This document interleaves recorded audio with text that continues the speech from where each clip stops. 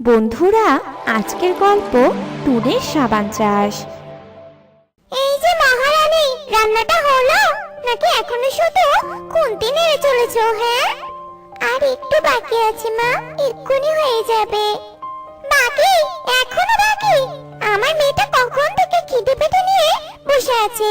হ্যাঁ রে, একটু তাড়াতাড়ি ঘুম থেকে উঠতে পারিস না? প্রতিদিনই তো মা তাড়াতাড়ি উঠি, সেই ভোর 5টায় উঠে কাজ করি। এত বড় সাহস আমার মুখের উপর কথা বলি! সাপের 5 পা দেখেছিস নাকি? হ্যাঁ, একদম কথা বলবি না। খাবার নিয়ে ঘরে আয়। টুনি হলো টুনটুনের সৎ মা। টুনটুনের বাবা মারা যাবার পর টোনা টুনিকে বিয়ে করে এনেছিল। কিন্তু বেশ কিছুদিন আগে টোনাও মারা গেছে। তাই টুনটুনকে তার সৎ মায়ের অত্যাচার সহ্য করে দিন কাটাতে হতো। মা, এই যে তোমাদের খাবার, খেয়ে নাও তোমরা। এতক্ষণে মহারানীর আসার সময় হলো। বলি, খালি পেটে বেশিক্ষণ থাকলে যে আমার পেটে পিত্তি পড়ে, সেটা তোকে রোজ বলে দিতে হবে, তাই না? তোর মাথায় কি এই কথাটা থাকে না? হ্যাঁ মা, কাকে কি বলছো? ওর মুখের মতোই যে ওর মাথাটাও বিটকুটে, তাই তো মাথায় কিচ্ছু থাকে না।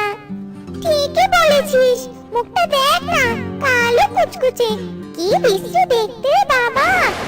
একটুও ভালো না দেখতে। আমাকে মোটেও বিশ্রী দেখতে নয়, আমার মা বলতো আমাকে ওই আকাশের চাঁদের মতো দেখতে।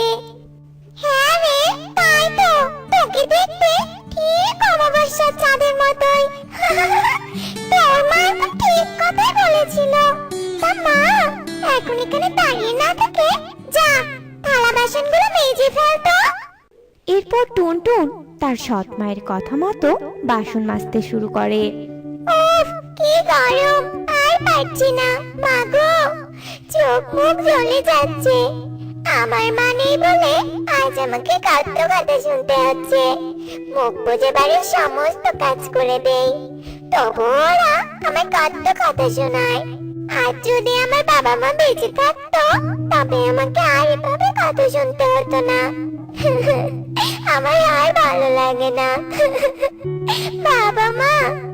টুনটুন কালো হওয়ার কারণে তার সৎ মা আর সৎ বোন টুনটুনকে অনেক নির্যাতন করত। আর টুনটুন মুখ বুজে সবটা সহ্য করত। এই টুনটুনকে নিয়ে আমার হয়েছে যত জ্বালা। সম্পর্কে তো ও আমার বড় মেয়ে, প্রতিবেশীরা সবাই শুধু ওকে বিয়ে দিতে বলে। ওর কালো রঙের জন্য কেউ তো বিয়েও করতে চায় না, এক গাদা যৌতুক চায়। ওই মেয়ের জন্য আমি 1 টাকাও খরচ করতে পারবো না। সুযোগ পেলে আমি ওই কালো টুনটুনকে বাড়ি থেকে বের করে দিব। এরকম ভাবে কয়েকদিন কেটে যায়। একদিন টুনটুনের হাত থেকে একটু গরম জল টুনির পায়ে পড়ে যায়। ও মা গো, মেরে ফেললো গো! তুই আমাকে মারতে চাস, তাই না? তুই তো খুব খারাপ হয়ে গেছিস। তোকে আমি আর এই বাড়িতে রাখবো না। আমি জানি তুই আমাকে মারতে চাস, তাই না? তোকে আর আমি কিছুতেই এই বাড়িতে থাকতে দিব না। এরপর টুনি টুনটুনকে বাড়ি থেকে তাড়িয়ে দেয়।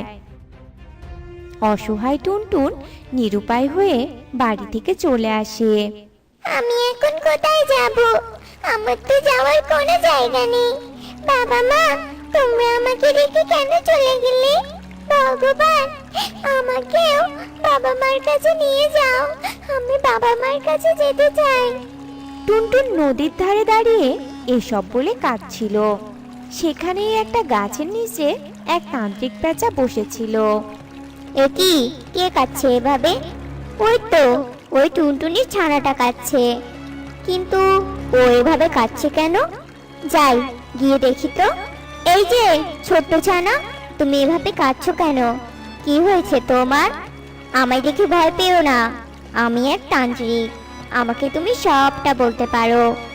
এরপর টুনটুন সবটা তান্ত্রিক পেঁচাকে খুলে বলে। সবটা শুনে তান্ত্রিক বলে, সত্যি তোমার সাথে অনেক খারাপ হয়েছে, তাই আমি তোমার সব কষ্ট দূর করতে চাই। এরপর পেঁচা জাদু করে এক ঝুড়ি সাবান টুনটুনকে দেয়। এই সাবানগুলো তুমি নিয়ে যাও, আর এই সাবানগুলো তুমি মাটিতে রোপণ করবে। দেখবে তোমার সব সমস্যা কষ্ট এই সাবানগুলোই দূর করে দিবে। এসব বলে পেঁচা চলে যায়। আর টুনটুন বনের পাশে এক ছোট্ট ফাঁকা জায়গায় সাবানগুলো রোপণ করে। আর বাসা না থাকার কারণে সেখানেই অনেক কষ্টে রাত পার করে। আর সকালবেলা যখন টুনটুন ঘুম থেকে জাগনা পায়, সে তো অনেক ঘাবড়ে যায়। এ কি, এ আমি কি দেখছি? এগুলো কি আমার মনের ভুল, নাকি আমি স্বপ্ন দেখছি? না তো, আমি তো স্বপ্ন দেখছি না, এগুলো তো সত্যি। কি সুন্দর গাছে সাবান ধরে আছে। এসব সাবান বিক্রি করে আমি অনেক সুখে দিন কাটাতে পারবো। তান্ত্রিক বাবা সত্যি অনেক ভালো ছিল। যাই, এখান থেকে একটা সাবান তুলে স্নান করে আসি। এরপর টুনটুন গাছে থাকা একটা সাবান নিয়ে স্নান করতে যায়। আর সাবান দিয়ে স্নান করতে টুনটুন অনেক সুন্দর হয়ে যায়। নিজের চেহারা জলের উপর থেকে টুনটুন অনেক খুশি ছিল। সত্যি এই সাবান আমার সব কষ্ট দূর করে দিল। এবার থেকে আমি খুব ভালো থাকবো। এরপর টুনটুন সাবান বিক্রি করে অনেক টাকা পায়। টুনটুন একটা সুন্দর বাড়ি বানায়, আর সেখানেই সুখেই দিন কাটাতে শুরু করে। একদিন টুনটুন যখন সাবান বিক্রি করে বাড়ি ফিরছিল, তখন হঠাৎ টুনটুন টুনিকে পথে দেখতে পায়। টুনির পুরো শরীরে কালো কালো দাগ ছিল। এ কি মা, তুমি এখানে? তোমার এই অবস্থা কি করে হলো? এ কি, তুমি তো অনেক অসুস্থ, এক্ষুনি তোমার বিশ্রামের প্রয়োজন। এরপর টুনটুন টুনিকে বাড়ি নিয়ে যায়।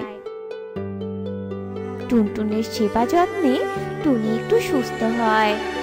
আমায় তুই ক্ষমা করে দে মা, আমি তোর উপর কত অত্যাচার করেছি। আর আজ সেই তুই আমাকে এভাবে সেবা যত্ন করে সুস্থ করে তুললি। আর এইসব দেখছিস, এই সব আমার পাপের ফল রে মা। কিন্তু না মা, মা বনু কই? আর তোমার এই অবস্থা কি করে হলো? তুই চলে যাবার পর আমাদের বাড়িতে আগুন লেগেছিল, আর সেই আগুনে আমার মেয়েটা মারা গেছে রে। আর আগুনের কারণে আমার শরীরেরও এই অবস্থা, কালো কালো দাগ হয়ে গেছে। তুমি আর কেঁদো না মা, সব ঠিক হয়ে যাবে। তুমি এখন থেকে আমার এখানে থাকবে, আর তোমার ক্ষতও সেরে যাবে। এরপর টুনটুন একটা সাবান টুনিকে দেয়। আর টুনি সেই সাবান দিয়ে স্নান করতে সে অনেক সুন্দর হয়। আর এরপর থেকে তারা মামে সেখানে অনেক সুখে দিন কাটাতে থাকে।